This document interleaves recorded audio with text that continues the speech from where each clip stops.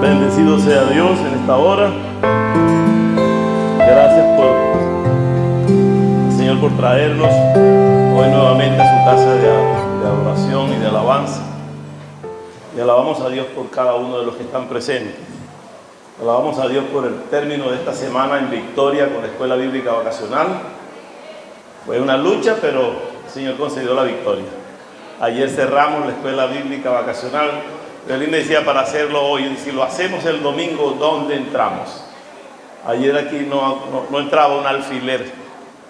Eran 180 niños, más los representantes, más las señoras que vinieron también para los cursos de manualidades que se dictan en la Escuela Bíblica. Pero el Señor ha dado la victoria. Y hoy estamos satisfechos de servirle al Señor a través de la adoración y la alabanza. Vemos cómo el Señor se mueve en su pueblo.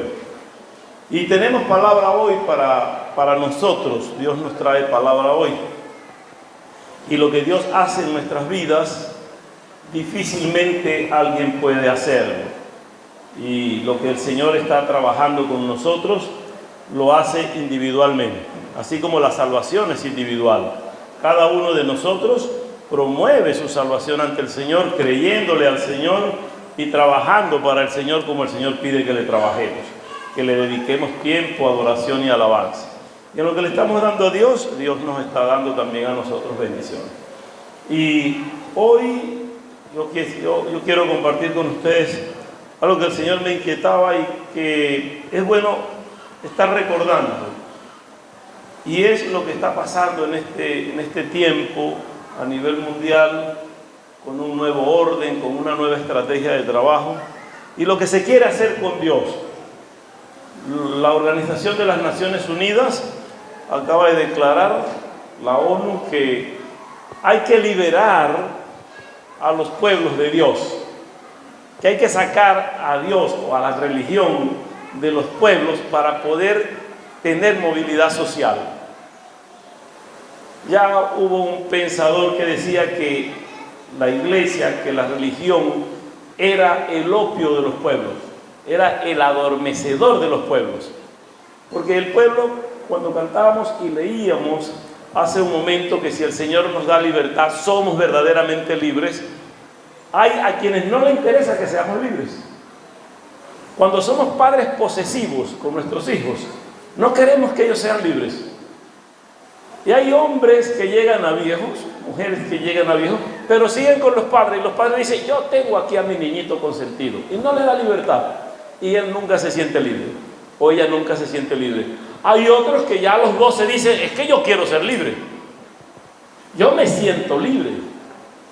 Y antes del tiempo también quieren emancipación. Nosotros vemos las estadísticas, cuántos niños solicitan a los gobiernos que les emancipen, es decir, dame la autoridad de yo ser un adulto, aunque no tenga la edad y que yo no obedezca a mis padres. Y hay otros que dicen, Señor, que me mantengan mis padres hasta que mis hijos lo puedan hacer. Que mis padres me mantengan y me aconsejen y me ayuden hasta que mis hijos puedan hacerlo. Y el nuevo orden mundial busca que nosotros nos desprendamos de Dios y que las doctrinas que vengan sea humanismo, que sea la sociología quien nos dirija y no la teología o no lo que Dios quiere hacer con nosotros. Y hemos estado cambiando a Jesús a través de la historia. Y yo quiero preguntarnos hoy, ¿quién es Jesús? O sea, para ti, ¿quién es Jesús? Para mí, ¿quién es Jesús? El nacido en Belén de Judá. Isaías decía, mas tú, Belén, Efrata, pequeña para estar en las ciudades del mundo. Eres solo un pueblo, pero de ti ha de nacer el que es el Salvador, el que va a ser el Salvador. 560 años tal vez antes de Cristo, ya Isaías anunciaba que vendría ese Salvador y que se llamaría Emmanuel, que traducido es Dios con nosotros. Pero ¿quién es Jesús? ¿Quién es Jesús? Alguien dice que es su Salvador. Y lo dice cantadito el hermano. Él es su Salvador. Si se pone de pie el hermano, porque no lo veo. Ah, el hermano Cruz Rolling. Es que igual de pie casi tampoco, ¿verdad? Pero está el hermano Cruz Rolling. Y siente que Jesús es su Salvador. Él responde, ¿y ustedes quién es Jesús? nuestro Padre? ¿Será Jesús el Padre? ¿O Jesús es el Hijo? En la historia se narra que Jesús nació en Belén y murió en el Gólgota, fuera de Jerusalén, en un cerro allá. Lo hemos conversado antes, cómo Jesús es llevado bajo azote, cargando la cruz con tus pecados y con los míos. Por nuestra culpa murió Él. Él murió allí. Sin embargo, hay teorías de hombres donde se manifiesta que Jesús no murió en la cruz. Y yo voy a referir unos 4 o 5 casos de situaciones donde no se cree en Jesús o no se sostiene quién es Jesús. En primer lugar, me voy a referir a los que dicen que Jesús se desprendió, huyó de la cruz, que no murió en la cruz. Y Andreas Faber-Kaiser escribe un libro que dice que Jesús vivió y murió en Cachemire, ciudad de la India. Que Jesús, al momento de ser llevado al Calvario, hubo una treta allí, no subió a la cruz, sino que huyó y tomó camino hacia la India, vivió en la India, tuvo esposa y descendencia en la India, murió en la India, fue sepultado, y en Cachemire hay una tumba que dice: aquí yacen los restos de Jesús. Para él, Jesús nació en Belén, pero vivió y murió en Cachemire. Luego él dice que estos documentos recopilados en su libro, que se titula así: Jesús nació y vivió y murió en Cachemire, o perdón, no nació, vivió y murió en Cachemire. El libro narra que son documentos que él recopiló, y haciendo investigaciones llegó a esa conclusión. Pero que hay que ir a una conferencia mundial para determinar quién es Jesús. Tan sencillo que está en esta palabra, y lo vamos a ver hoy. Aquí dice claramente quién es Jesús. Pero para él, para la India, Jesús fue no más que un líder social que en ese tiempo vivió, murió y está sepultado. Déjenme decirle que de todas las religiones, de todas las corrientes religiosas del mundo, el único líder o la única doctrina que tiene un líder que murió y resucitó es el cristianismo, porque Jesús fue muerto, sepultado y al tercer día resucitó. El Islam habla de Jesús y el Corán menciona a Jesús 22 veces a 23 veces junto con María. Pero cuando el Corán habla de Jesús, dice que es un profeta de la talla de Mohammed o de Mahoma. Y que Jesús no es más sino que un profeta más. Y que no murió en la cruz, pero sí hizo milagros, sí sanó enfermos, se le quiere en el Islam y se le respeta como uno más. Y no es llamado en el Corán como el Hijo de Dios. El Corán dice que Jesús es el Hijo de María. Que Jesús es hijo de María. Y la Biblia dice que Jesús es el Hijo del Hombre, referido a que Jesús es el hijo de José, porque es descendencia de David, pero que es el Hijo de Dios, el primero, el unigénito Hijo de Dios que murió. Eso es el cristianismo. Pero para el Islam, Jesús no es más que un profeta más.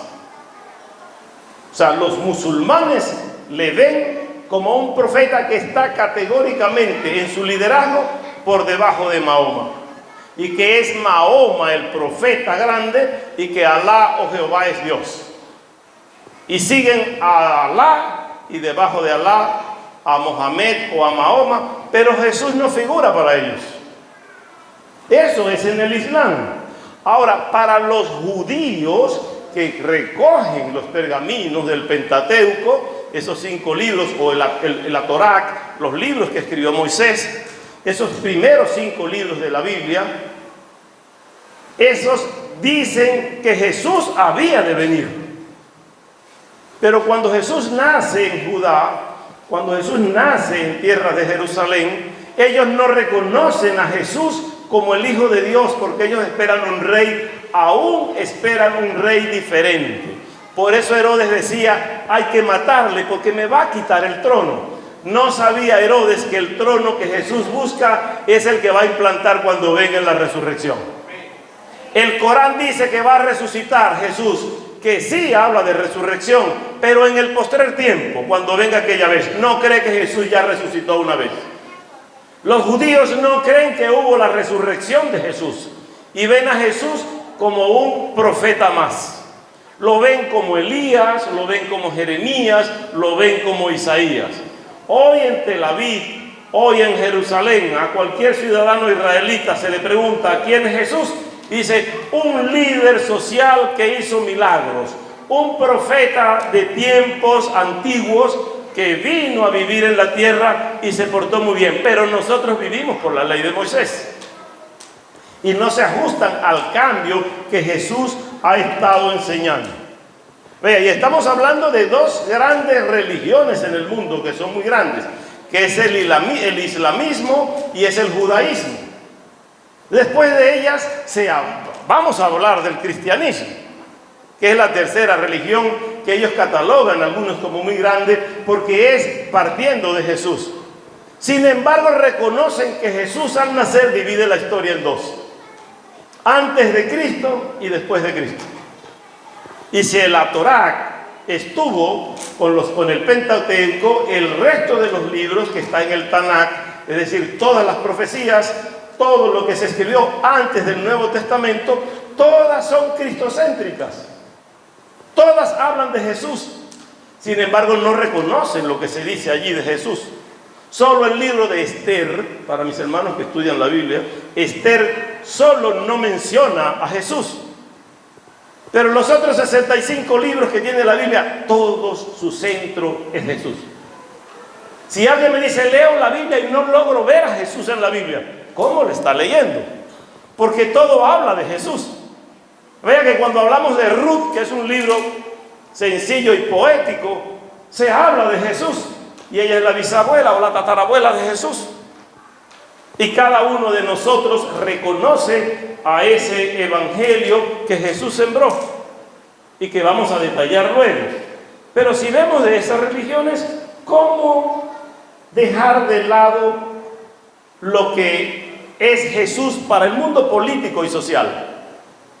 Para el comunismo, ¿quién es Jesús? Para el socialismo, ¿quién es Jesús? ¿Quién es Jesús para Carlos Marx? Ese hombre que escribió sobre unas teorías sociales para dominio de razas o para liberación de razas, sin tomar en cuenta al propio libertador de las razas que es Jesús. Carlos Marx escribe sus teorías obviando a Jesús.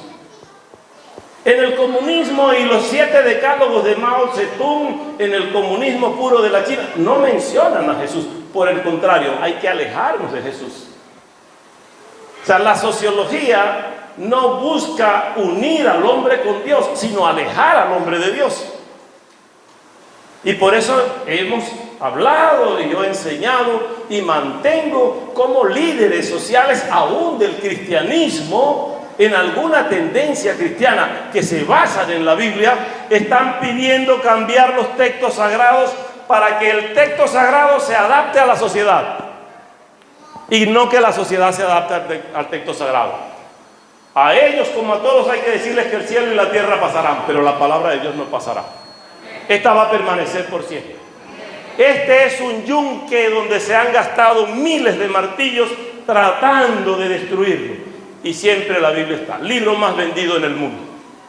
Libro más leído en el mundo. Más discutido en el mundo. Para el comunismo, ¿quién es Jesús? Jesús es nadie. Es un líder social. Y alguien decía por allí, Jesús fue comunista porque hablaba de la igualdad. Jesús habla de la igualdad en el espíritu, porque el que nace del espíritu, su carne es libre también. No puede alguien estar sepultado en el espíritu y decir que su carne es libre. Si conocieres, si yo os libertares, seréis verdaderamente libres. Y leímos hoy que Jesús nos dio libertad para que no estemos sujetos al yugo de la esclavitud, sino que seamos libres.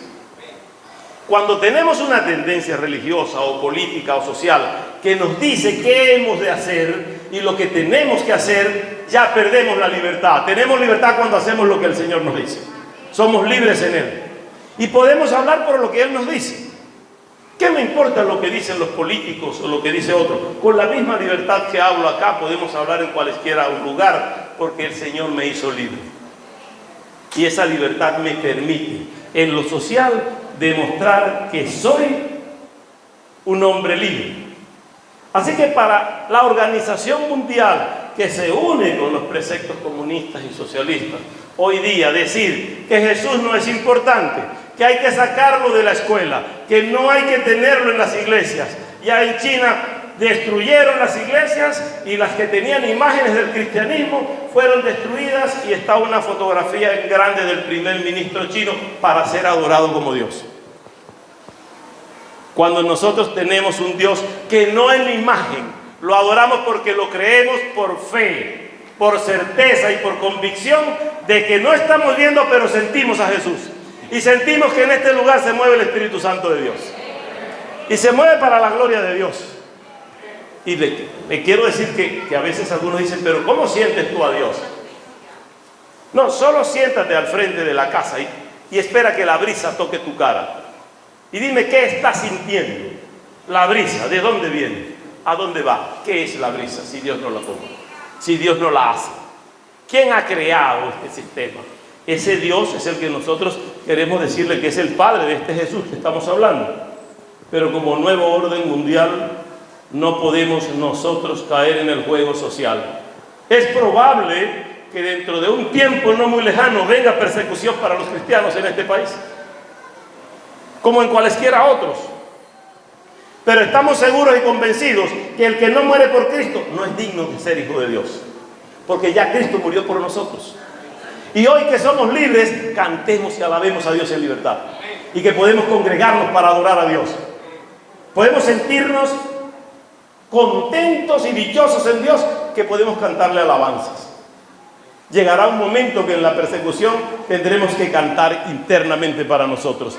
Ya en Nicaragua a Jesús se le prohibió caminar en las calles de Nicaragua. A Jesús se le prohibió estar en las escuelas de Nicaragua. Y lo más triste es que a Jesús se le prohibió ir a las iglesias de Nicaragua.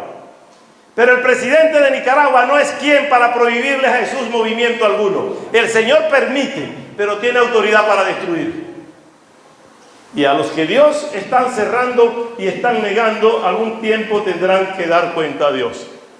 Ahora, bíblicamente nosotros podemos citar, ¿quién es este Jesús? ¿Quién es el Jesús que nosotros queremos hablar? Y buscamos en el libro de Mateo, el capítulo 16, que aunque es el centro de este mensaje, de esta palabra, yo voy a aguantarlo allí luego que lo leamos, para nosotros conversar de lo que es Jesús a la luz de la Biblia y quién es Jesús para nosotros. Y si Jesús hoy no tiene valor para ti, es bueno que reflexiones y digas, yo debo llamar a Jesús para que esté conmigo. Jesús dice, yo estoy a la puerta y llamo. Si alguno oye mi voz y abre la puerta de su corazón, yo entraré a él, cenaré con él y él conmigo. Es decir, tendremos una vida agradable y de disfrute, pero tendremos que abrir la puerta al Señor. Libro de Mateo, capítulo 16, el verso 13 en adelante. Y es que Jesús viene enseñando. Viene Jesús de Cesarea, una región de aquella época. Textualmente dice, viniendo Jesús de la región de Cesarea de Filipo, preguntó a sus discípulos diciendo, ¿quién dicen los hombres que es el Hijo del Hombre? Jesús pregunta, ¿quién dicen por allí que soy yo? ¿Quién dicen los hombres que es el Hijo del Hombre? Y allí conversamos y confirmamos que Jesús mismo se hace llamar el Hijo del Hombre. Y dice, el Hijo del Hombre no tuvo donde recostar su cabeza, porque ni aún la cruz que tenía Jesús le correspondía a él. Esa fue la que le quitaron a Barrabás, cuando le dieron libertad a Barrabás, y allí crucificaron a Jesús. Y ese Hijo del Hombre es el que nosotros hoy queremos conversar. Ellos dijeron, unos Juan el Bautista, otros Elías y otros Jeremías o alguno de los profetas. Él les dijo, ¿y vosotros quién dicen que soy yo? Si eso lo dicen ellos, que yo soy Jeremías, que yo soy Eliseo, que yo soy Elías, que yo soy Isaías, que yo soy alguno de los profetas, eso lo dicen los que no conocen a Jesús. Pero ustedes que andan conmigo, ¿quién dicen que soy yo? ¿Y vosotros quién decís que soy yo? Respondiendo Simón, Pedro dijo: tú eres el Cristo, el Hijo del Dios viviente. Óigase el nombre que da Pedro, el Cristo, el Hijo del Dios viviente. No le dijo tú eres Jesús. Y cuando Pedro dice que es el Cristo, el Hijo del Dios viviente, Jesús entonces le respondió: bienaventurado eres, Simón, hijo de Jonás, porque no te lo reveló carne ni sangre, sino mi Padre que está en los cielos. No te lo reveló sino mi Padre.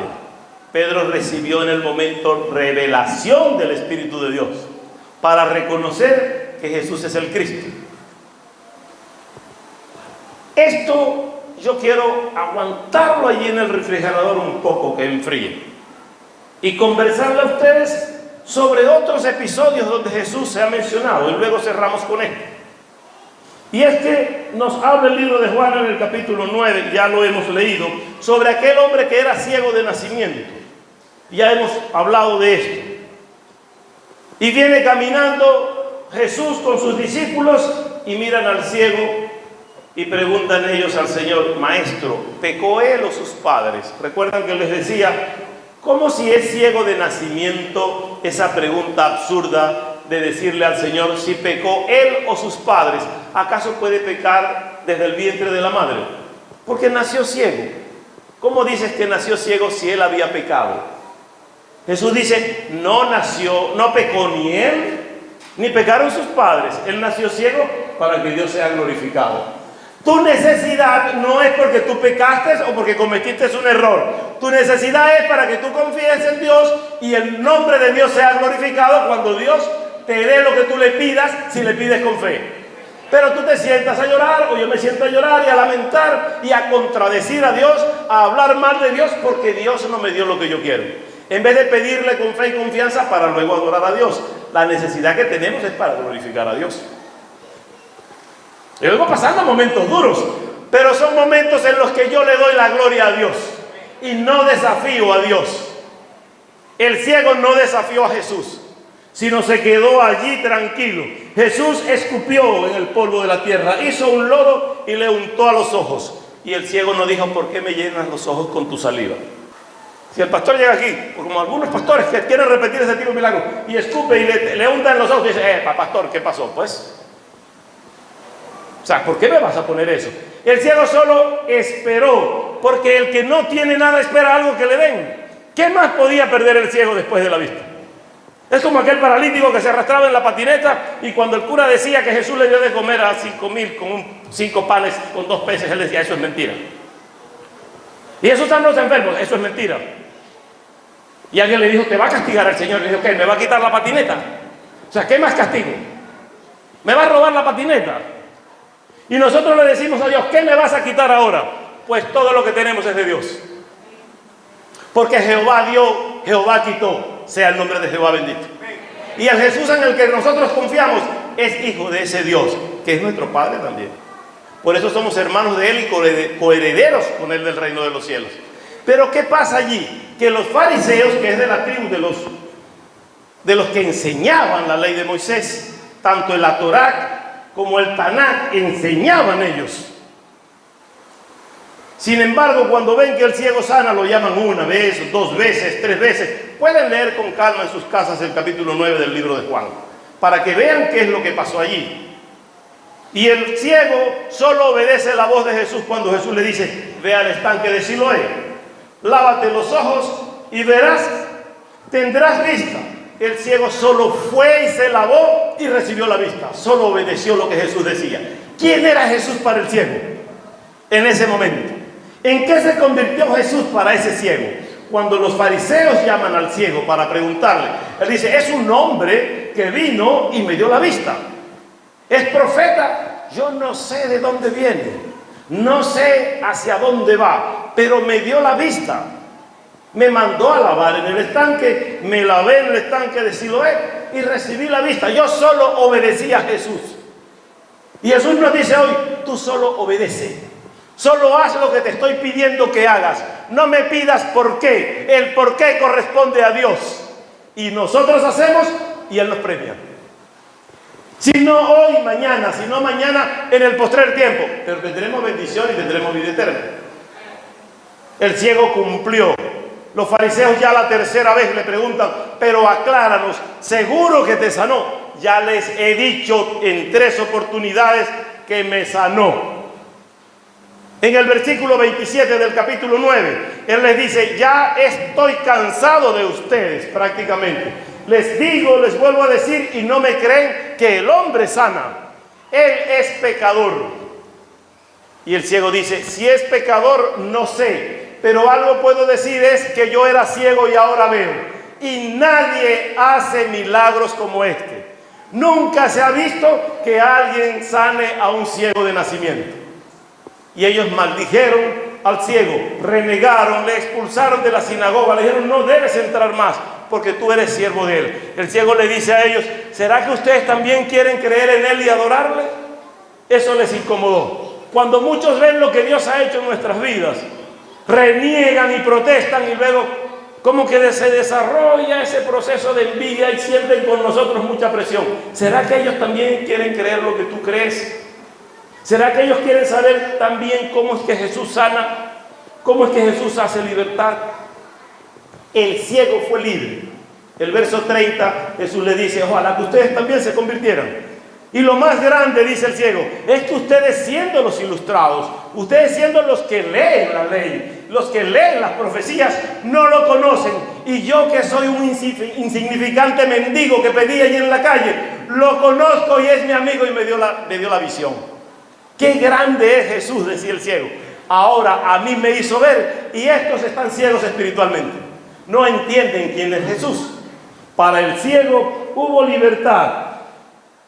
Hay una mujer que narra también el Nuevo Testamento en el libro de Juan, en el capítulo 4, del verso 1 en adelante, vemos cómo Jesús viene con sus discípulos y llega al pozo de Jacob en Samaria. Y consigue una mujer sentada allí. ¿Quién era Jesús para esta mujer? Cuando Jesús le dice, quiero beber, y ella dice, ¿tú me pides agua a mí? Tú siendo judío y yo siendo samaritana. ¿No ves que yo no puedo atenderte siquiera? Jesús le dice, no, es que tengo necesidad de tomar agua. Y si no me das, yo tengo agua para darte. Y ella no veía lo que Jesús estaba viendo. Decía, no tienes con qué sacarla y el pozo es profundo. Jesús le dice, del agua que yo tengo, si tú bebes no tendrás sed jamás. Jesús le está diciendo, yo soy el agua de vida. Y el que de mí bebe, de su interior corren ríos de agua viva. Y luego ella reconoce, aunque Jesús le está diciendo que es el agua de vida, cuando Jesús le dice, ve y di a tu marido que venga para yo darte agua, y a él. Y ella dice, no tengo marido, Señor. Jesús, que conoce los corazones, dice, has dicho bien, porque 5 maridos has tenido, y el que ahora tienes no es tu marido. ¿Qué pasó allí? ¿Quién era Jesús? Ella salió corriendo a decirle al pueblo quién era Jesús. Y dice, un hombre que es profeta, que conoce, que me conoce, sabe lo que yo he sido y lo que soy, pero habla conmigo. No le importa mi pasado, no le interesa mi vida. Está hablando conmigo y quiere darme del agua que tiene. A Jesús hoy no le interesa quién eres tú ni qué has hecho en el pasado. Le interesa que tú hoy le digas, yo quiero ser de los tuyos, yo quiero ver como tú ves, yo quiero el agua que tú das. Y Jesús te va a decir, yo soy el agua de vida. Como le dijo ayer, yo soy el agua de vida que habla contigo, mujer. Yo estoy aquí para saciar tu sed espiritual. Y hoy el Señor se presenta con nosotros de la misma manera. Ese libro de Juan que nosotros hemos leído y que es un libro amoroso y cariñoso que tenemos para conversar, nos habla de esta mujer que reconoce a Jesús como un profeta.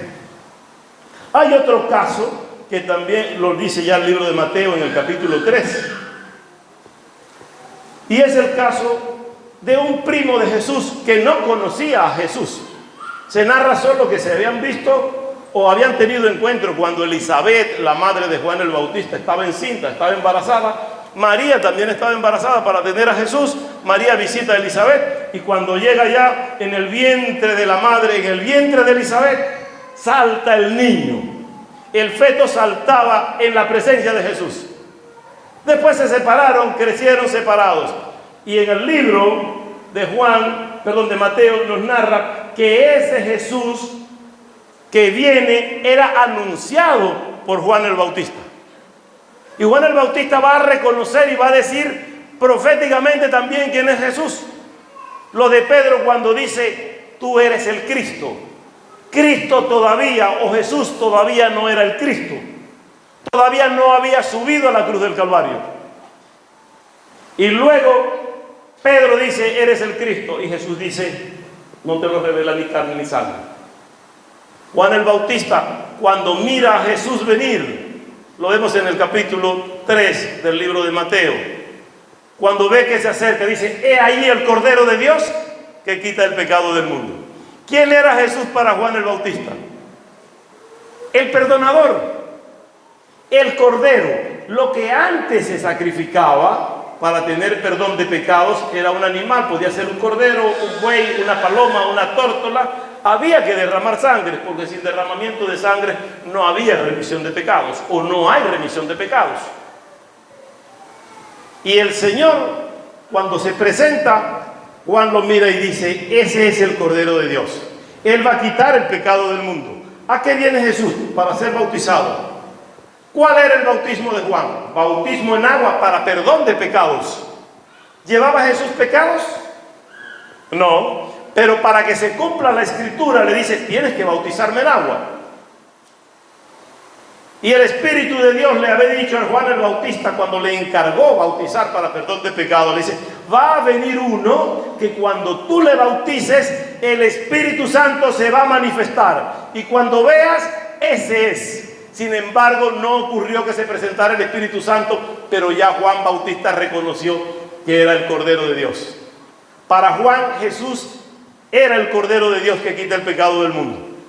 Y cuando Jesús le dice para ser bautizado, Él le dice, bautízame tú, que tú bautizas con Espíritu Santo. Jesús le dice, bautízame, que es necesario, no discutas, hay que cumplir. Y Juan bajó con él a las aguas. Y cuando le bautiza, se oye la voz de los cielos que dice, ese es mi Hijo amado en quien tengo complacencia. Y el Espíritu Santo en forma como de paloma se posa sobre él. Y Juan dijo, este es el que yo esperaba. Este es el que yo decía, voz que clama en el desierto. Este es el que me dijo, allana el camino para cuando yo tenga que predicar. Prepara para que los hombres crean que yo he de venir. Ese es el que enseñó Juan a Jesús. Ese Jesús comenzó a predicar después de ser bautizado por Juan a sus 30 años de edad. ¿Por qué no bautizamos los niños? Porque en el tiempo de Jesús no se bautizaron niños. Cuando la doctrina cristiana evangélica antes de la Reforma con Martín Lutero comienza este evangelio y se comienza a dar que esta palabra no podíamos cumplirla luego del siglo IV con Constantino, bautizando niños, porque no está en la palabra de Dios. Un concilio católico aprobó bautizar niños.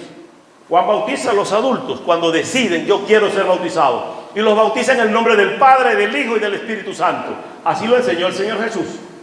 Vayan por el mundo y prediquen este evangelio, enseñen y doctrinen y bauticen en el nombre del Padre, del Hijo y del Espíritu Santo.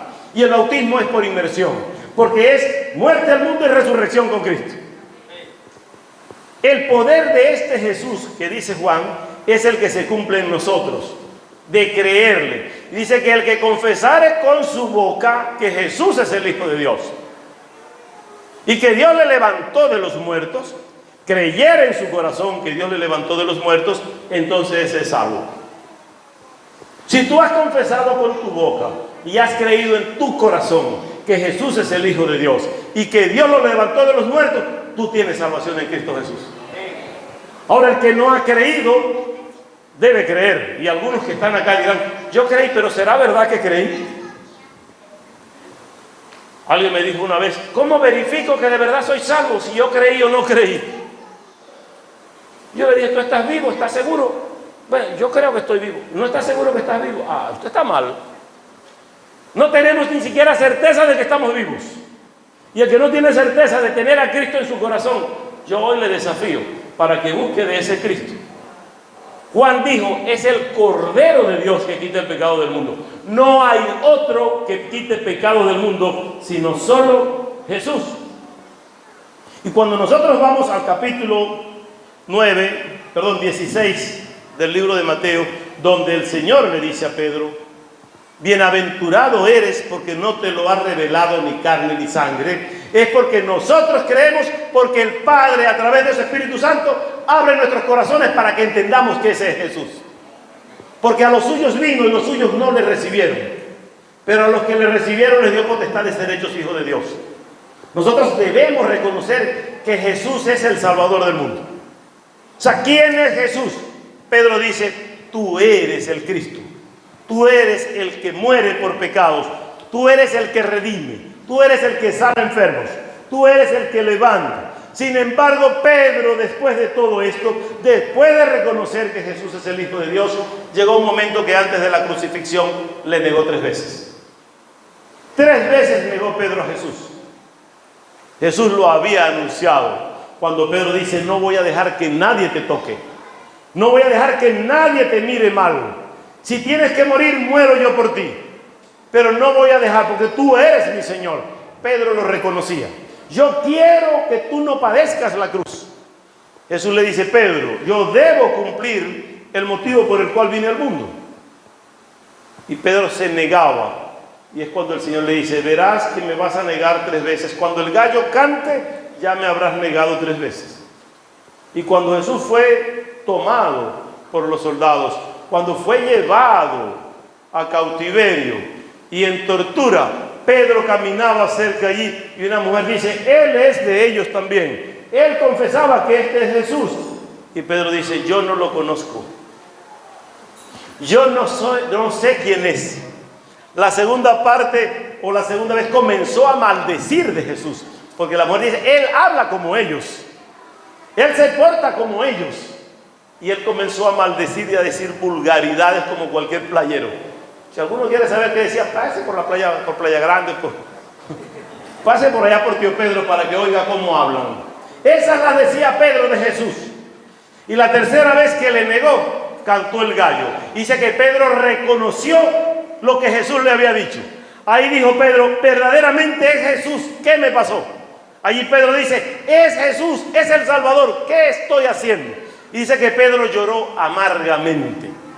Lloró amargamente, se arrepintió, su dolor fue grande porque había negado a su Señor. Y nosotros a veces de manera alegre, de manera contenta negamos al Señor. Yo el viernes estuve en una reunión y decía, imposible creer que esto ocurra. Gente de Dios, gente que dice de ser de Dios. Y el comportamiento está lejos del corazón de Dios. Porque es que yo soy así, a mí no me interesa cómo tú eres. Yo quiero que nosotros tengamos el corazón de Cristo. Que veamos en el amigo, en el hermano, en el prójimo, el rostro del Señor. Que el que tiene necesidad yo pueda socorrerlo en la necesidad del Señor. ¿Por qué tenemos corazones tan duros? Y Jesús decía, oh Jerusalén, Jerusalén, ¿cuántas veces he querido juntarlo como la gallina junta los polluelos para darles calor y ustedes se desvían por cualquier motivo? ¿Cuántas veces quiero darle de lo que tengo y negamos al Señor? Gente soberbia que uno les habla y se ponen de frente, no lo hago porque yo soy esto, y esgrimen 1000 razones sin tener razón. Y provoca decirle, Señor, ¿te lo llevas o te lo mando? ¿Qué hacemos con él que no se sujeta a la palabra que tú estás dando? Cuando nosotros tenemos hijos, nuestros hijos tienen que sujetarse a nosotros mientras estén bajo nuestro techo. Yo alabo a Dios por los 3 míos. Le doy gloria a Dios por los 3 míos. El mayor, aunque está lejos, consulta como sujeto. Sujeto al Padre. Voy a hacer esto. Vamos a hacer. Todo lo habla en plural. Tenemos. Vamos a lograr esto. Vamos a hacer lo otro. Y yo, epa. Y va en el camión y dice, míralo, pero ve eso que está haciendo este. ¿Cómo veo, hijo? Yo estoy aquí en Venezuela. Tú estás allá en el camión, pero yo estoy aquí. Ah, no, es que creo que vas conmigo. Hay un acercamiento. La menor de mis hijas está conmigo acá. Dios bendiga a Evelyn Celeste. En la casa. Ahora es la única hija consentida y todo. Yo soy la que merezco. Bueno, hay que darle lo que merece. Y el Señor nos lo ha dado así. Y el Señor ha hecho la obra en ella. Yo alabo a Dios por ella. Sujeta en la casa, mientras esté en la casa. Y el que me diga a mí, yo soy mayor de edad y hago lo que me dé la gana, entonces busque. Si no le gusta mi gobierno, vaya al exilio. Vaya para que trabaje y vea cómo es. Vaya y alquile y pague. Niños de 12, 13 años que le dicen al padre, yo puedo hacer lo que me dé la gana. ¿Por qué? Porque la lona me protege. Pues vaya a la lona que lo mantenga. Pero aquí la palabra dice que el padre que ama al hijo desde temprano lo corrige. Jesús enseña que los niños son de Él y hay que quererlos y amarlos como hijos de Él. Pero tengo que corregirlos. Los niños de nuestra iglesia tienen que tener corrección y principios bíblicos, igual que los jóvenes nuestros, entendiendo ellos quién es Jesús. Darles la instrucción para que cuando sean viejos no se aparten del camino de Dios.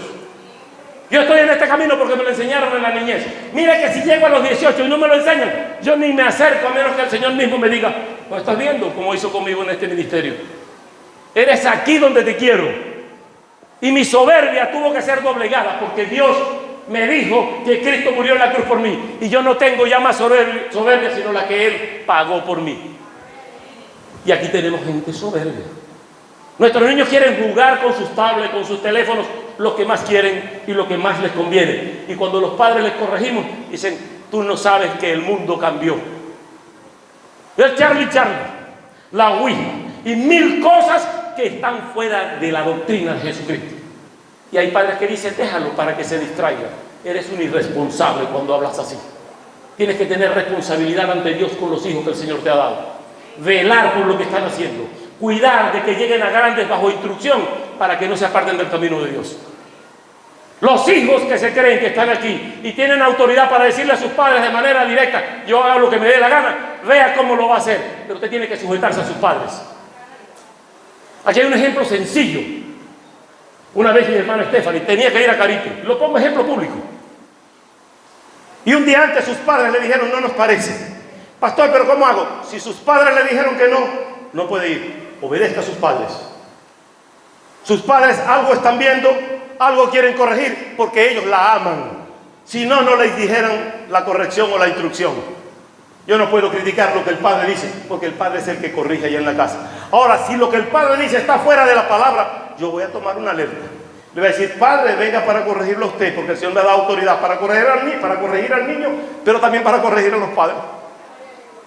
El Señor me ha puesto en autoridad, tanto para los niños como para los padres y para los abuelos de los niños. Porque si algo hay en esta vida, es abuelo alcahuete. Pregúntenme a mí. Pregúntenme cómo es que se vive con nietos. Y los que tienen nietos aquí saben cómo es. Pregúntenle a Martín Ruiz también. Al nieto ese ni con el pétalo de una rosa. Porque son los nietos. Pero hay que corregirlos en el Señor. Y enseñarles la doctrina modelada por nosotros.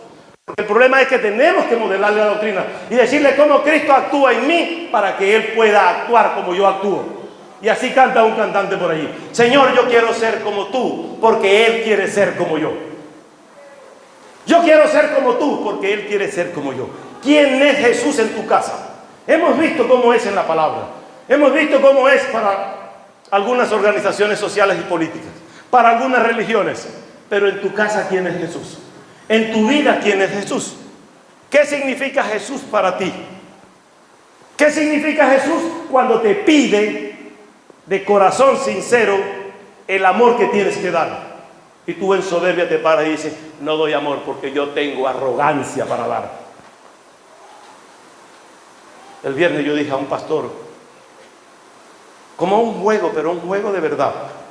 Le dije, ¿me vas a perdonar? ¿Qué te hice? No, nada. ¿Y por qué estás bravo conmigo? No, no sé.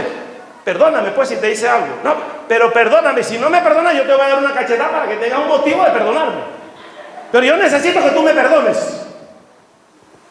Me miró con los ojos muy grandes así. Y yo lo golpeé por aquí y me dijo, me abrazó y me dijo, no, hermano, yo no tengo nada. Le dije, entonces, ¿por qué esa actitud? Si tú no me perdonas y yo no te perdono, dice el Padre nuestro que perdona mis ofensas como nosotros perdonamos a los que nos ofenden. Pero queremos que nos perdonen, pero no nos gusta perdonar. Y si perdonamos, hacemos como yo les decía una vez. Pero te acuerdas que me la debes. Y de que me la pagas, me la pagas. Algún día. Y pasan 20 años y dice, tú me la debías porque hace 20 años tú me hiciste. ¿Cómo guarda el diablo? ¿Cómo retrocede el diablo? El espíritu que Dios pone en nosotros no es retrógrado, es de avanzada. Dice que cuando llegamos a Él las cosas viejas pasaron. No se acuerda de eso. Y ahora todas son hechas nuevas. En el matrimonio las cosas viejas pasan y todas tienen que hacerse nuevas, porque si no, no vamos a poder vivir. Con los hermanos las cosas viejas pasan y todas tienen que hacerse nuevas. Con nuestros padres, con nuestros hijos, las cosas viejas pasan y todas tienen que ser nuevas. ¿Por qué guardar rencor? ¿Por qué guardar tanto odio en nuestros corazones? Yo, si quisiera guardar algo que no tengo para guardar, es los viejos verdes esos que andan por ahí. Pues ahora nos encantan los viejos verdes. Antes no, un viejo verde no. Ahora esos viejos verdes encantan. Si son de 100 más y de 50. Eso pudiera guardarse, pero odio y rencor no. Distancia no. Pero hay que saber que cuando nos acercamos, si el Jesús que tenemos es el que dice la Biblia, me acerco en amor y no para hacer daño, sino para entender que debo perdonar, debo ser perdonado para vivir en paz. Y el domingo pasado lo decíamos, puestos nuestros calzados del Evangelio de la paz. ¿Qué es Evangelio? La verdad indiscutible. Vea el diccionario.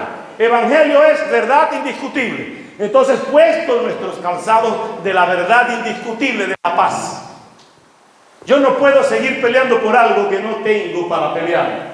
Esta palabra que el Señor nos ha dado no es para discutir y pelear. Jesús nos dice, y el Espíritu Santo nos dice a través de Pablo, en la segunda carta a Timoteo, que toda esta palabra es apta para enseñar, para corregir, para instruir, para redarguir, a fin de que el hombre de Dios, incluya a la mujer también, sea preparado ¿para qué? Lo bueno es que lo sabemos, para toda buena obra, no para hacer lo malo. Yo quiero tener la Biblia y aprender de lo que hay ahí, pero es para yo mandar un poco de gente al infierno. Eso no es una buena obra. No, para yo orar por alguien para que se muera. No, aunque lo hacemos. Si alguno quiere, me dice para orar, ¿verdad? Pero eso no es lo que manda la palabra. Nos manda es que lo hagamos en paz, para buena obra. Y el corazón que tenemos debe estar sentado en él el Espíritu Santo de Dios. Porque Jesús, el que conocemos y el que sí decimos que es el Cristo, cuando viene para tomar posesión de nuestras vidas. Y cuando se iba a los cielos dijo, no puedo estar con ustedes de ahora en adelante. Yo no puedo seguir con ustedes ahora.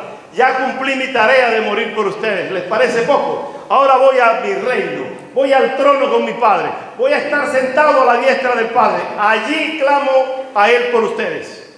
Allí intercedo. Pero no les puedo dejar solos. Jesús no era egoísta.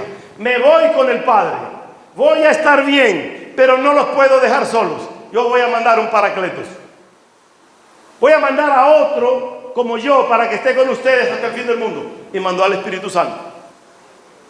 Ese paralelo de él dijo, aquí está el que va a estar con ustedes hasta que yo venga. Y cuando Cristo vuelva su segunda vez, el Espíritu Santo le dice, allí los tienes, te los cuidé, intercedí por ellos con gemidos indecibles. Los protegí, los cuidé, allí están. Ahora recíbelos que yo voy al Padre y tú te vienes luego con ellos para que donde esté el Padre, esté yo, estés tú también con ellos, dice el Espíritu Santo. Donde está el Padre, cuando asciende el Espíritu Santo nuevamente, quedamos con Jesús y el Espíritu Santo dice, ahora te vas a ir con ellos para que estemos juntos por la eternidad. Si no creen eso es porque no han creído en Jesús. Pero la esperanza que tenemos de este Jesús es que cuando muramos vamos a estar con Él. Y Pablo se lo escribe a los de Tesalónica. Primera carta, el capítulo 4. Le dice, no sean como los que no tienen esperanza. Nosotros tenemos un Jesús esperanzador. Ustedes no sean como los que no tienen a Jesús, como los que no me tienen. Ustedes confíen que los muertos en Cristo resucitarán primero. Y los que estén vivos serán transformados. Así que los que ya partieron con el Señor están descansando, esperando por nosotros. Y dice que desde la sangre de Abel el justo hasta el martirio de Esteban, la sangre inocente clama justicia ante Dios. Y le dice, Padre, ¿cuándo es el día? Y el Espíritu le dice: esperen, que falta completar el número. Faltan muchos en Maturín, faltan muchos en las ciudades del mundo que se arrepientan. ¿Cuándo viene Cristo? Cuando este Evangelio de la paz, cuando este Jesús sea anunciado en el mundo entero. Y cuando este Jesús sea anunciado en el mundo entero, vendrá un proceso que llaman apostasía de la iglesia cristiana. La iglesia internamente, algunos cuando ya vieron que todo está sembrado, comenzarán a renegar de Dios. Y ahí se presentará el Señor y tomará los que verdaderamente son de Él. Por eso los que han muerto en Cristo tienen bendición, porque ya no van a perder más tiempo como nosotros. No están en incertidumbre, ya están en el paraíso con el Padre. Y eso nos consuela. Eso nos llena de satisfacción, saber que está en un lugar mejor. Y como les decía hace unos domingos atrás, la irresponsabilidad de alguien en una canción permite que la novia se mate por su irresponsabilidad. Porque no es posible que él maneje más de 100 si está oscuro y no puede ver y está lloviendo. Es muy irresponsable, ¿o no? Los que son de mi edad recuerdan la canción ¿Por qué se fue y por qué murió? ¿Tú te acuerdas, Fucho? Tú también eres viejo. Y después que él irresponsablemente choca más de 100, prendió las luces para ver, el carro no tenía freno, y este irresponsable corrió más de 100 sabiendo que no tiene freno, choca y se mata. ¿Por qué el Señor se la llevó? ¿Por qué el Señor me la quitó? ¿Por qué se fue y por qué murió? Porque tú la mataste. Porque tú fuiste irresponsable. Porque tú no tomaste las precauciones. Porque tú no revisaste tu carro antes de salir. Y cuando viste que no tenía freno, tenías que estacionarte. Viste que se puso oscuro y no tienes luces. O prendiste las luces para ver y no te permite ver porque está lloviendo. Detente. Ahora culpas a Dios porque el Señor se la llevó. Porque el Señor me la quitó. Lo que tú estás haciendo en tu vida y con tu vida, no acuses a Dios. Y a veces culpamos hasta el enemigo de Dios, que no quiero defenderlo, porque el Señor lo reprenda más bien. Pero porque el diablo me lo puso. ¿Y tú qué hiciste? No dice resístelo y él va a huir de vosotros. Caemos en el juego. Y luego le preguntamos, no, Señor, porque tú fuiste que no hizo. Porque ni una hoja de los árboles se mueve si no es tu voluntad. Pero tu libre albedrío el Señor te lo dio para que tú te comportes conforme a lo que es este Jesús, con el carácter de este Jesús. Y luego se consuela y dice, debo ser bueno también para estar en el cielo con mi amor. Después que la mató, ¿para qué? ¿Para qué quiere estar con ella este irresponsable? ¿Para matarla de nuevo? ¿Qué estás haciendo con lo que Dios te ha dado? Yo puedo desafiar, ¿el Jesús que vive en ti está vivo? Y si Jesús hoy te dice, vas a traer un alma más el próximo domingo aquí, ¿la traerás? ¿Qué puedes hacer por Dios? ¿Qué puedes hacer por Jesús? Trae por lo menos uno más. Dile a otro, Jesús te ama, vamos para que oigas la palabra. Si es inconverso, mejor. Si es un evangélico cristiano o que está caído, tráelo, es bueno. Es bueno porque la fe viene por el oír, pero el oír la palabra de Dios. Nos conformamos solo. Yo voy, me siento, canto, adoro y me voy feliz el domingo. Y ya el lunes me vuelvo el diablo otra vez. Y el martes y el miércoles. Siendo que el coro dice que yo me gozo el lunes, yo me gozo el martes, yo me gozo el miércoles, yo me gozo el jueves, el viernes y el sábado. Y al llegar el domingo sigo con el gozo. Y empato la otra semana. Y aquí hay uno, yo me amargo el lunes, yo me amargo el martes, yo me amargo el miércoles. Y llega el domingo y me amargo otra vez. Ese no es el Jesús que nosotros queremos. Ese no es el Jesús.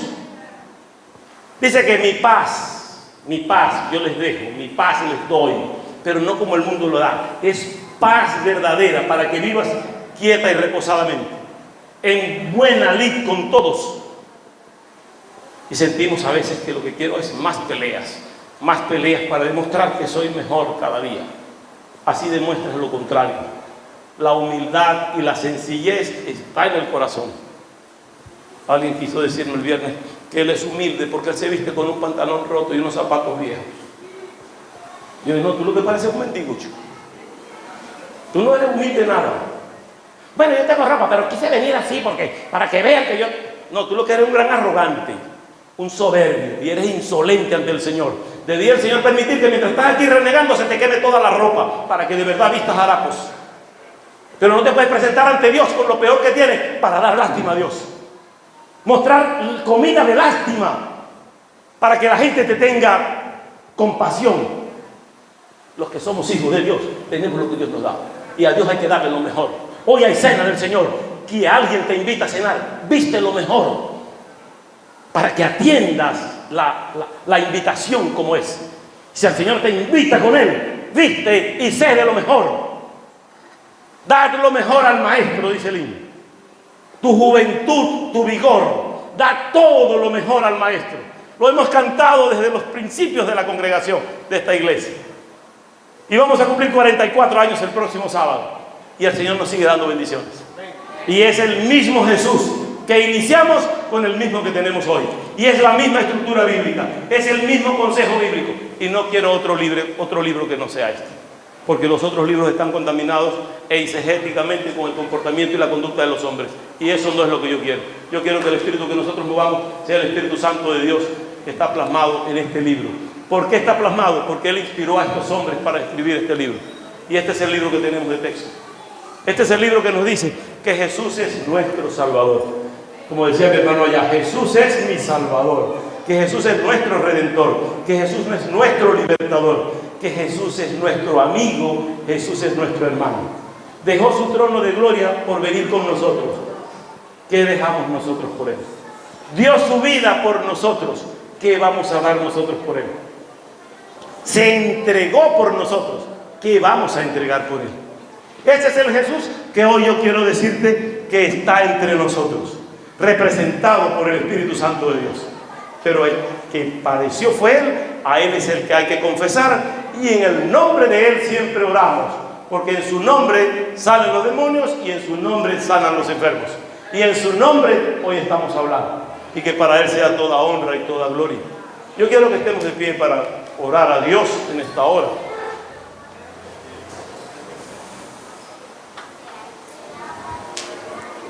Padre eterno, gracias. Gracias por este tiempo y por la palabra y la enseñanza que nos das, que pones en nuestros corazones, que pones en nuestras vidas. La enseñanza que tú nos das a conocer hoy es dirigida por tu Espíritu Santo. No permita, Señor, que sea yo como hombre enseñando, sino que tu palabra llegue a cada corazón. Gracias, Señor. Gracias porque lo que hemos orado antes del mensaje, tú lo cumples, Señor. Oramos en secreto para que reveles en público, como dice tu palabra. Gracias por todo lo que has hecho. Gracias por cada uno de los que están acá en la congregación. Gracias porque los que nos sintonizan por una emisora. Gracias por los que nos ven a través de las redes sociales. Oh Dios, y que ellos tengan conciencia de ver que lo que hay es trabajo para la gloria tuya. Que no es para competencia, sino para agradarte a ti. Gracias por los que te reconocen como Salvador. Gracias, Jesús, por morir por nosotros. Gracias, Padre, por darnos al Espíritu Santo también. Y gracias por crearnos. En el nombre de Jesús oramos. Amén. Muchas bendiciones. Pueden sentarse, mis hermanos.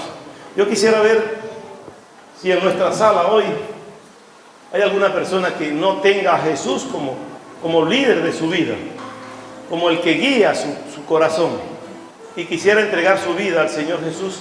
Si hay alguna persona, es momento para que oremos por él.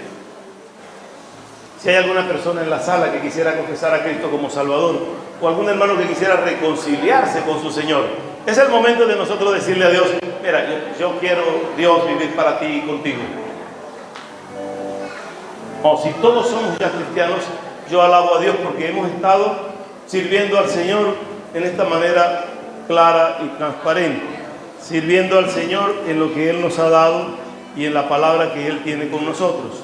Y yo quisiera que cada uno de nosotros le haga un reconocimiento a Dios allí en su corazón, en su vida. Comuníquese con Dios usted allí. Contacte con ese Dios maravilloso. Pida por su salud, pida por la casa, pida por la educación de los hijos, por la soberbia de los hijos. Tenemos hijos rebeldes. Tenemos hijos que en su edad están queriendo desarrollarse y hacer las cosas que no son acordes a la palabra. Tenemos otros hijos que son humildes, sumisos. Tenemos hijos que quieren estudiar una carrera y estamos pidiendo a Dios por ellos, para que el Señor los guíe y los dirija. Yo clamo al Señor por José, para que Dios bendiga a José en el propósito de vida que tiene para estudiar para la gloria de Dios como misionero, pero como misionero definido en el proyecto de vida que él tiene con su Señor. Por eso, Dios, desde acá oramos para que el Señor te bendiga y te guarde. Los que están en la universidad, los que están terminando carrera, los que están comenzando la carrera, pídale a Dios que el Señor le dé conocimiento, le dé sabiduría. Los que tenemos alguna atadura, que el Señor rompa la atadura. Hoy declaramos libertad en el nombre de Jesús. Pero acepte la libertad que Dios te quiere dar. Dice, yo te liberté para que seas verdaderamente libre. Por eso lo declaramos, porque ya Él lo declaró. No es que declaro en contra de la palabra, estoy declarando lo que ya Cristo dio. Te estoy dando la promesa que Dios te dio. Y es que te hizo libre. Y es que nos hizo libres para la gloria de su nombre. Señor, cumple el deseo de los corazones y que tu gracia sea manifestada en cada hogar, en cada vida. Que tu Espíritu Santo sea dirigiéndole, Señor. Sea poniendo el querer como el hacer y permitiéndole seguir creciendo y avanzando para la gloria tuya. Sigue dando crecimiento a tu obra en la tierra. Sigue ensanchando el reino de los cielos. Sigue trayendo almas a tus pies, Padre. Oramos en el nombre de Jesús. Amén. Y amén. Que Dios les bendiga, mis hermanos.